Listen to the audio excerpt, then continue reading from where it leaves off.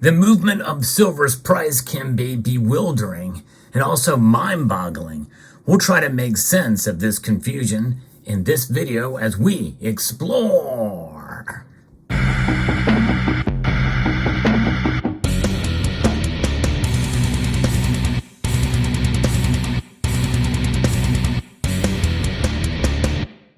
Today is one of those days where the price of silver has moved in the opposite direction of gold, and is a little bit frustrating and confusing as to why that is occurring. We'll try to make some sense of it. If you enjoy videos like this where I do talk about the news and the markets with regards to precious metals, I hope you will consider subscribing to the channel and pressing that thumbs up button down below. Nonetheless, the markets indeed are reacting. In fact, as I record this video a little bit earlier than usual, silver's price is down. In fact, it's down almost a full percentage point, and gold is up slightly. Now, this disparaging price movement, where gold is the only metal that's up and the other metals are down, well, this is now widened the ratio of gold to silver to 80, over 80 to 1 now. We're kind of back to where we were. We had so much hope to see the ratio narrow down, but what's going on here? Well, there's a lot of different factors at play, but it all really relates to psychology. The reason why silver is reacting the way it is and gold is because of the job numbers. They're coming out worse than expected. I'm going to be referencing an article here from Kitco that talks a little bit about this. And we see that a major U.S. monthly economic report that landed in the camp of the U.S. monetary policy doves. Gold price has notched a 3-week high, slightly up a little bit here. And we see that silver is down. And so this is a busy U.S. data week. It's highlighted by this morning's unemployment situation report for August from the Labor Department, which showed the key non-farm payrolls number up 187,000, which is slightly above the consensus forecast of up 170,000 and compares to a downwardly revised rise of 157,000 in the July report and a revised gain of 105,000 in the June report. The U.S. unemployment rate in August rose to 3.8% compared to a rate of 3.5% in the July report. Mostly downbeat U.S. data released earlier this week had many thinking today's jobs report would be in line with market expectations or a bit weaker. Still, the downward non-farm jobs revision in the July report and the tepid gains in the June report pushed the overall internals of the August jobs report slightly into the dovish camp of U.S. monetary policy. That's bullish for the metals markets, suggesting no further interest rate hikes from the Federal Reserve would be a better for consumer and commercial demand for the metals. So then why is silver down and why is gold up? Well, we've answered the reason why gold is up, but there's a mixed bag with these numbers here. And I think that is kind of how silver is reading this.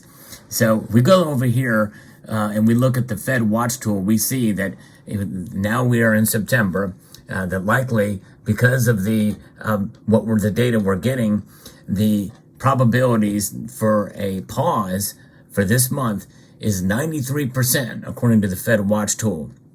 Only 7% of those who were surveyed think that the rates are going to raise another quarter point.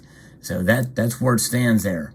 Asian stock markets were mixed and the European markets mostly up overnight. And so we have other things that are coming in as well, too. China got some upbeat economic data, as its Caixin Manufacturing Purchasing Managers Index that came in stronger than expected at 51 in August versus 49.2 in July. A reading above 50 suggests growth in this sector. So with that little bit of good news coming out of China, why is silver down and gold up? Everything that I've reported on here should mean that silver should be going up. A better economy in China means there's going to be more demand for silver. For a lot of different uses in industry. Because keep in mind, folks, silver is largely priced as a commodity, as an industrial metal, whereas gold is treasured. Central banks are holding gold, and central banks, and as well as the populations around the world, it's largely a metal that is treasured.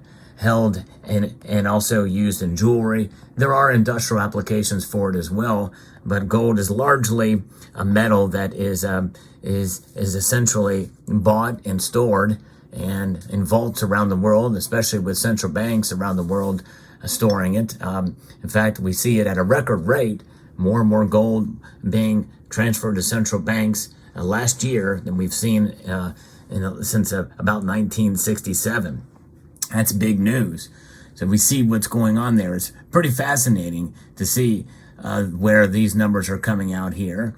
And we also see that there's mixed reports out of Europe in terms of their manufacturing PMI, which is very, very close to the expectations.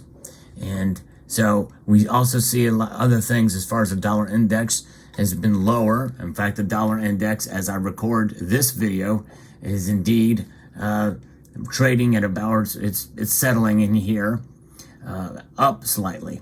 And so that stronger dollar, it's at 104.2. In fact, it's up almost just over a half a percentage point.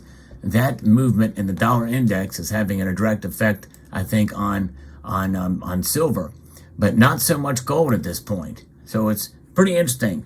It is a little bit confusing. So what is the deal? Why is this happening? Because all of the metrics point to silver should be at least falling in line with gold, or maybe not moving up at all. But it is down, and it is down comfortably. In other words, it's down almost a full percentage point.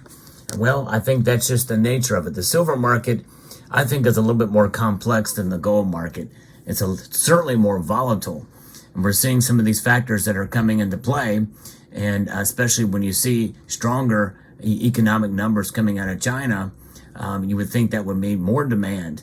But perhaps the unemployment data coming in and seeing how they interpret these data, especially when we see the numbers revised back down in coming months, maybe perhaps the market for silver overall is thinking that, we're probably headed for turbulent times ahead in terms of employment and in terms of a recession coming down the line. But there's really no information that I'm seeing out there in the research I've done in producing this video, anything that really fully explains it. So that means it must be psychology, and no one really knows how the psychological factors can play, because when you have the numbers and the metrics that tell a story, well, it's the interpretation of those numbers that really makes sense. And I think traders are probably thinking that, we're going to probably see a recession in spite of slightly encouraging data out of China, and in terms of other factors in Europe and the like, and everything kind of coming in line there. Most people, I think, are, if you were to take a poll of everyone out there, regardless of their political persuasion, they think we're probably headed for some type of recession in one form or another. So this is why it's really tough to really get a good handle and be able to accurately predict gold and especially silver prices. I've been right more about gold than I have silver. And I think that's an example. I think most everybody gets it wrong about silver. Now, will that stop me from speculating? Likely not. But when I do it for entertainment purposes only.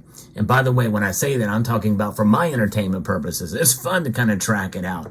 In fact, I even put a wager on it, and I've lost the bet now. The D-Day has come, and what is wagered on this? Well, it's this Mercury dime right here, or one very similar to it, that I am going to have to be paying to somebody very, very soon. And as soon as I see this individual, I will pay up. That's what you do. You lose a bet, you have to pay up.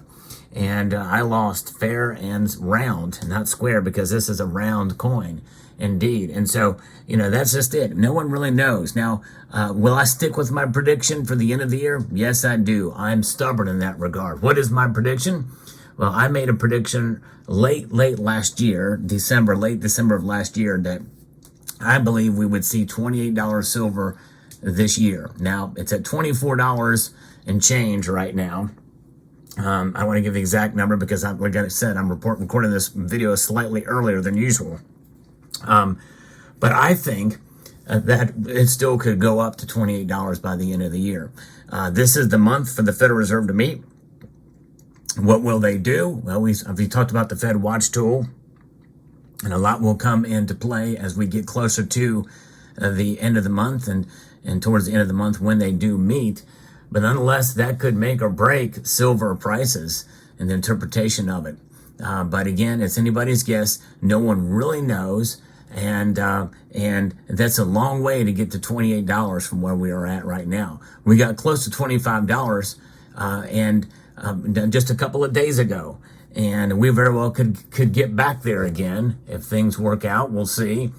And what will be the catalyst to just see silver continue to climb up? Well, I don't know. It's very frustrating at times to try to track it and see where it's going. But, we just have to stick with it. But be prepared whenever you make a wager. Thankfully I made a small wager on this, but it's mainly for fun. Yes, indeed. But nonetheless, it just goes to show you that none of us really know. I don't think the most professional of us know, and because it is confusing. And silver is acting confused today because by all other metrics, it really should be up slightly, ever so slightly, but it's not. So we'll see how it plays out, but there you go. Hope you found this video informative, insightful, and educational. And again, just for entertainment purposes only, is how we speculate. So let me know what your thoughts are in the comment section down below. I hope you found this video informative, and I'd like to extend a multitude of gratitude to you for watching, and to encourage you to please rate. That means press that like button below, share it with others in the community, comment, and subscribe.